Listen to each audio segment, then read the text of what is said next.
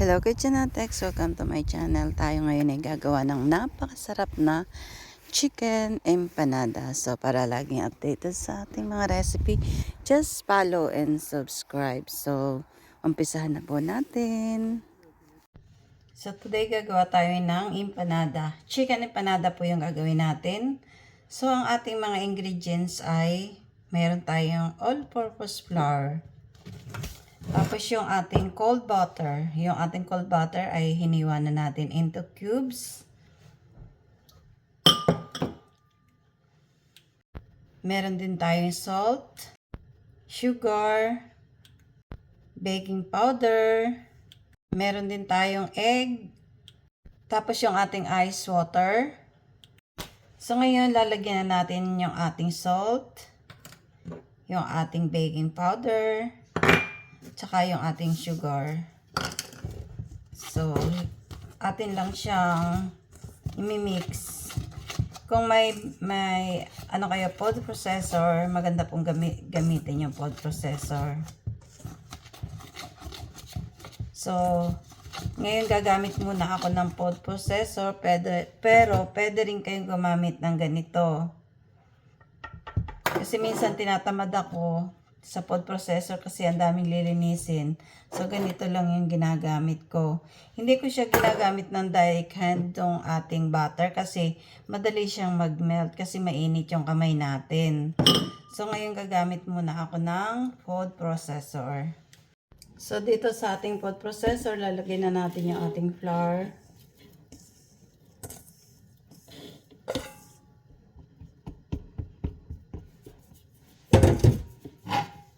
Tapos, takpan natin.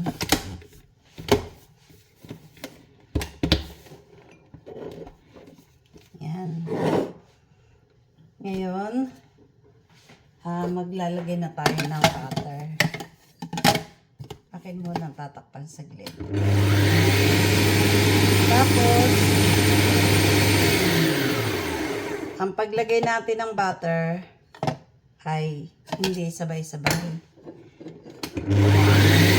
Hulog lang tayo ng hulog.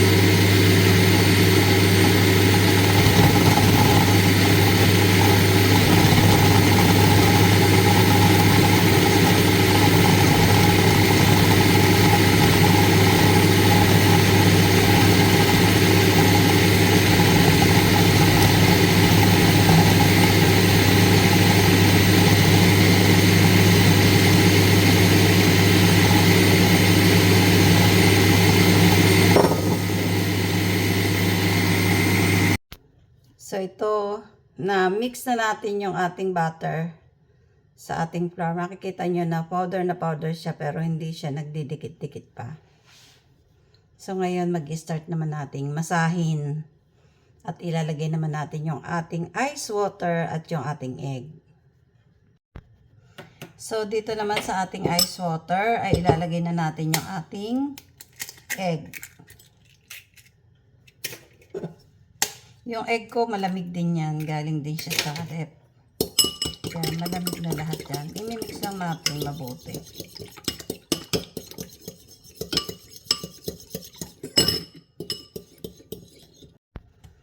So, ngayon, binalik natin dito sa ating bowl yung ating flour and butter. Imimix lang natin siya na dahan natin ilalagay yung ating egg. Kasi ang purpose natin kaya gumamit tayo ng food processor para giling na giling siya yung butter. Kasi pag hinahawakan mo na natutunaw yung butter sa kamay mo. Kumbaga parang hindi siya humahalong lahat doon sa doon natin. So ayan.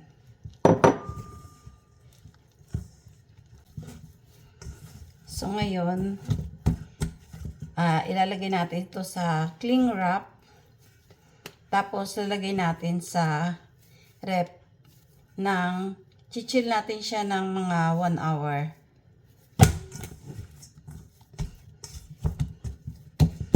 So, balikan natin after 1 hour.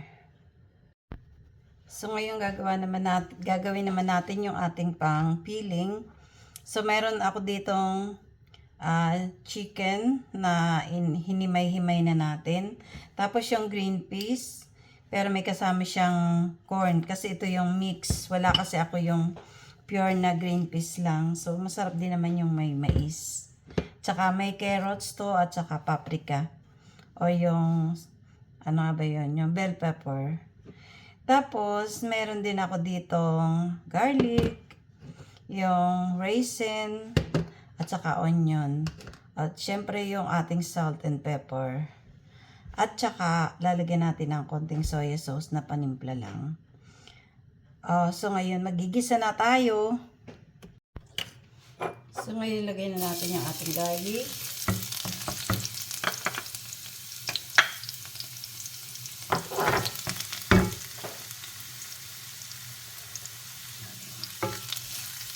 Lagay na rin natin yung ating onion.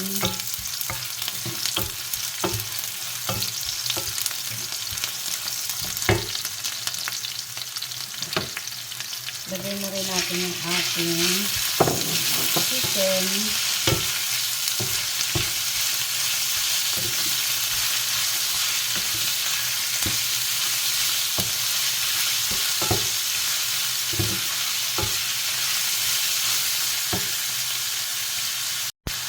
So, ilagay na natin yung ating green peas. Yung mixed vegetable natin. At saka yung ating raisin.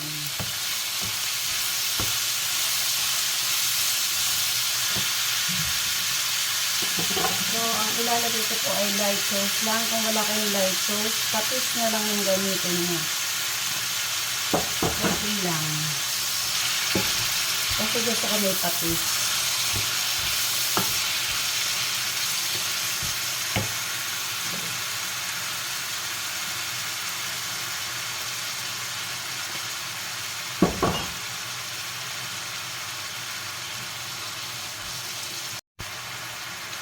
Lagyan na rin natin ng pepper.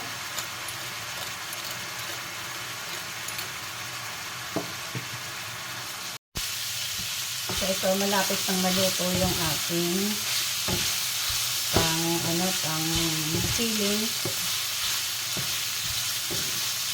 Tatanggalin lang natin yung water na umaano. Yung mga konting water. Pag nagmantika na siya, ayun, pwede natin siyang tanggalin.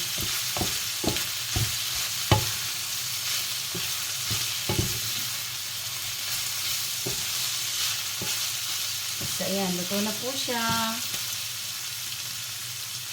Palalamigin naman natin bago natin ilagay dun sa ating dough. So, ito na po ay yung ating dough after 1 hour nating nalagay sa ating refrigerator. Ay atin ang gagawa na tayo ng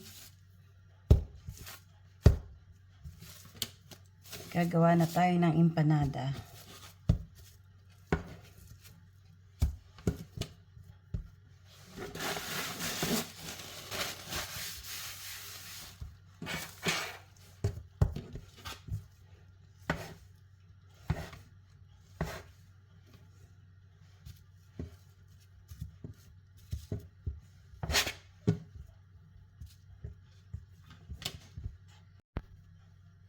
So, ngayon gagawa na tayo ng empanada.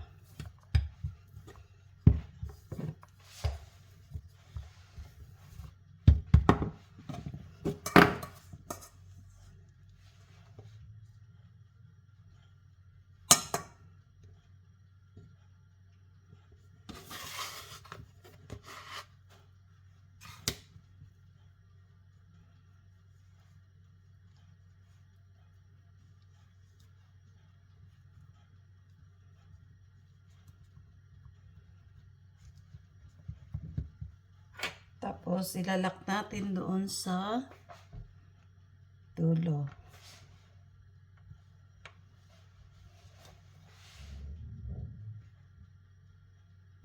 So, yan. Meron na tayong empanada.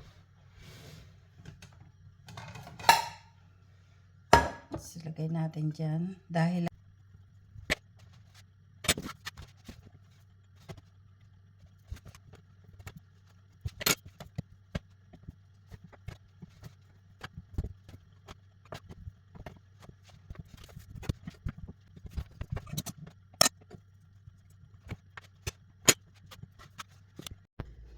so, ayan.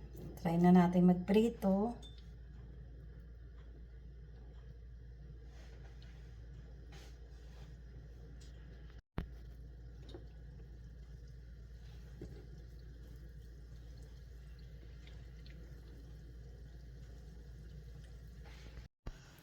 So, ito na yung ating empanadang prito.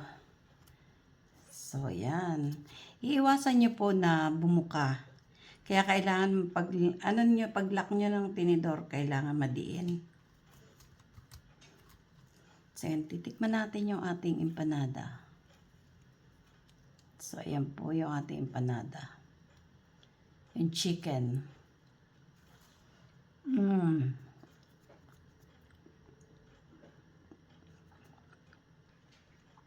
Yung texture niya doon niya, parang mabilis madurog pag kinakain mo. Yung lutong niya, hindi mo mararamdaman na sobrang malutong, pero nadudurog agad yung do.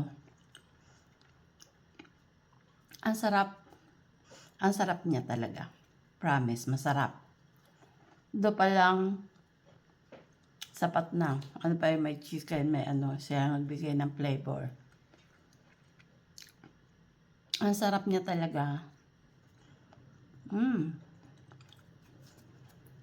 Sarap, may Coca-Cola. Sarap. Ang doon niya parang bread na siya.